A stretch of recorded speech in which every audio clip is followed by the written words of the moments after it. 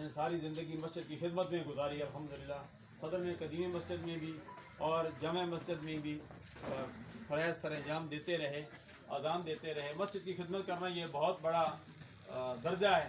اللہ تبارک و تعالیٰ نے قرآن مجید فرقان حمید میں 5 چیزوں کو احسن فرمایا حضرت یوسف علیہ السلام کا قصے کو فرمایا احسن القصص سے۔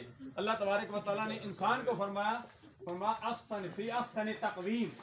اسی طرح اللہ تبارک و تعالیٰ نے اذان دینے والے کو بھی فرمایا ومن احسن قولا ممن دعا الی اللہ وعمل صالحا، فرمایا سب سے احسن، سب سے اچھا وہ ہے جو لوگوں کو اللہ کی طرف بلاتا ہے، حی علی الصلاۃ، حی علی الصلاۃ، حی علی الفلاح، حی علی الفلاح، آؤ نماز کی طرف، آؤ کامیابی کی طرف۔